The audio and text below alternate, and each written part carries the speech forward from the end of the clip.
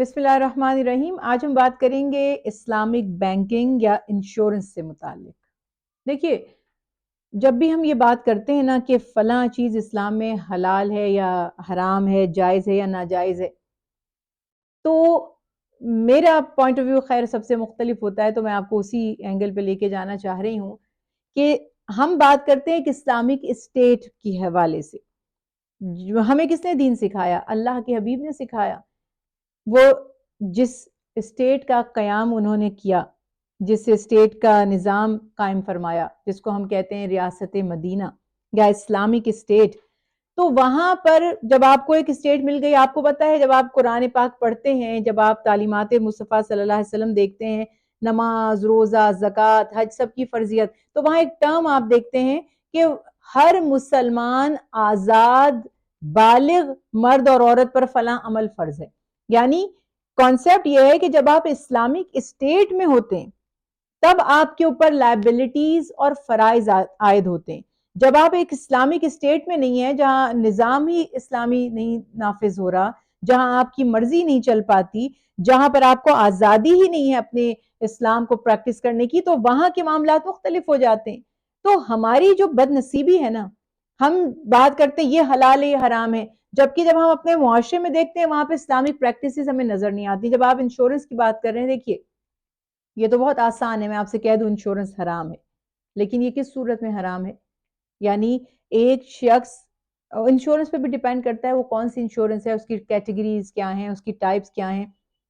مثلا life insurance, جو بیمہ جس کو ایک زمانے میں کہا کرتے تھے،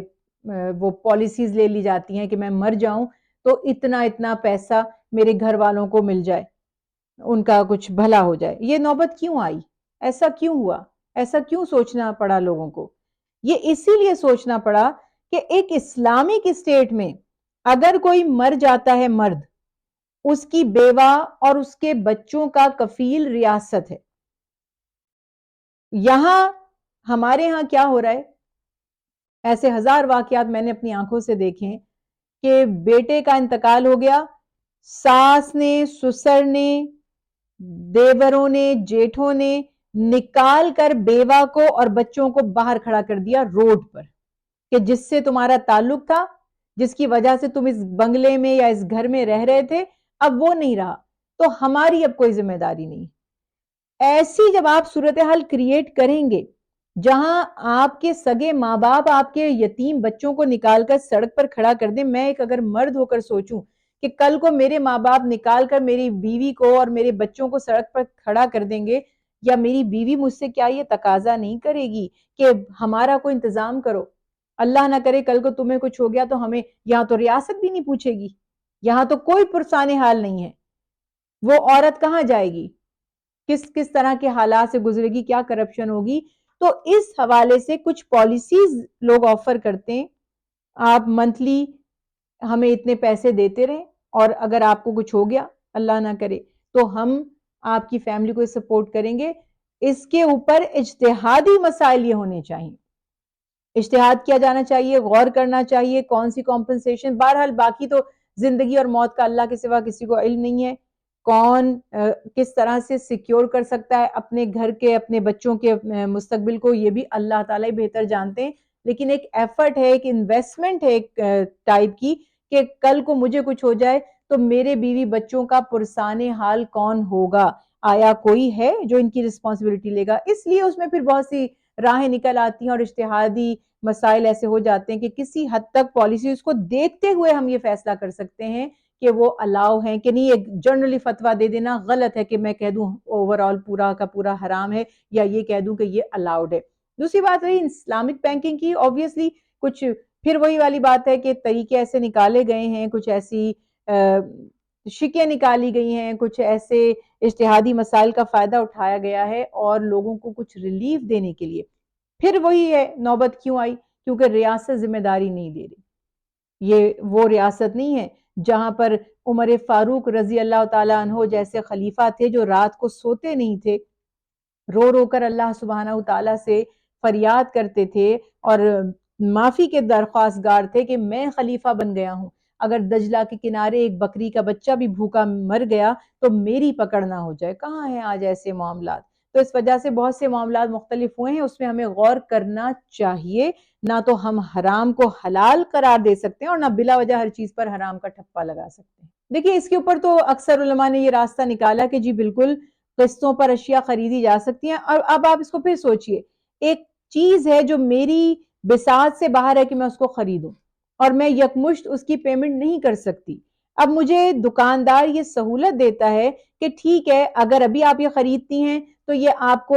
80,000 کی ملتی ہے، اور اگر آپ ابھی نہیں لے رہی اور آپ انسٹالمنٹ پہ لے رہی ہیں اور آپ مجھے 6 مہینوں میں اس کی پیمنٹ کریں گی تو پھر یہ 80,000 کی نہیں رہے گی بلکہ پھر اس کی قیمت بڑھا دی جائے گی۔ اب یہاں پہ بھی دو معاملات ہوتے ہیں، بہت سی جگہوں پہ اگر آپ 6 مہینے میں ادائیگی کر رہے ہیں یا کچھ لوگوں نے تو 1 سال تک کا ٹائم دیا ہوا ہوتا ہے کہ اس میں وہ کوئی مارک اپ، کوئی انٹرسٹ، کوئی سود نہیں لگتا کہ اگر آپ نے within 6 months یا within an year آپ نے پیمنٹ کر دی تو کوئی اضافی مال آپ کو دینا نہیں پڑتا اور آپ اصل رقم دیتے ہیں۔ اس میں تو بالکل ہی کوئی شک شبے کی بات ہی نہیں ہے کہ اس میں کوئی حرج ہی نہیں ہے، آپ نے انسٹالمنٹ پہ چیز لے لی۔ لیکن دوسری کیفیت یہ ہے کہ وہ انٹرسٹ لگا دیتے ہیں جتنا زیادہ لمبا ٹائم آپ انسٹالمنٹ کا لیتے ہیں۔ اب وہ جو قسطوں کا کاروبار کر رہا ہے اگر وہ اس چیز کو مہنگا کر دے، وہ کہ بھئی یہ میری پروڈکٹ ہے، یہ میں اتنے کی دے رہا ہوں اور آپ اس کی ادائیگی 6 مہینے میں، 1 سال میں یا 3 سال میں یا 5 سال میں کر سکتے ہیں، تو یہاں پر جب آپ یہ بات کہہ دیتے ہیں کہ یہ چیز جائز نہیں ہے تو اس طرف آپ یہ خیال نہیں کرتے کہ وہ آپ افورڈ نہیں کر سکتے تھے، اور اگر آپ کی ضرورت کی اشیاء تھیں، آپ کو سہولت ہو گئی، آپ اس کو خریدنے کے لائق ہو گئے، اب دوسرے کا قصور کیا ہے جو بیچ رہا ہے؟ آج آپ دیکھ رہے ہیں، اس وقت آپ موجودہ صورتحال کو دیکھیں، ایک پروڈکٹ جو آپ آج لے کر آئے ہیں آپ کو وہ 100 روپیز کی ملی ہے تو پرسوں وہ آپ کو 200 کی مل رہی ہے۔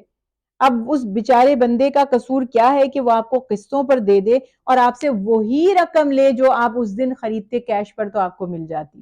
اگین ایک مسلمان کی حیثیت سے ہمارا کام یہ ہونا چاہیے کہ غیر ضروری چیزوں میں ہم نہ پڑیں، اپنی خواہشات کو ہم لمیٹڈ کریں، چادر دیکھ کر پاؤں پھیلائیں، لیکن جہاں ناگزیر ہیں چیزیں اور انسٹالمنٹ پہ آپ کو مل رہی ہیں تو وہاں بس آپ اس بات کا خیال رکھیں کہ جس حد تک سود سے اپنے آپ کو بچا سکتے ہیں بچاتے ہوئے آگے بڑھتے چلے جائیے، انشاءاللہ اللہ تعالیٰ جب ہم نیت کر لیں گے، ارادہ کر لیں گے تو ضرور ہم پر رحم فرمائیں گے۔ ادروائز قسطوں پر اشیاء لینے کو اکثر علماء کرام نے جائز قرار دیا ہے۔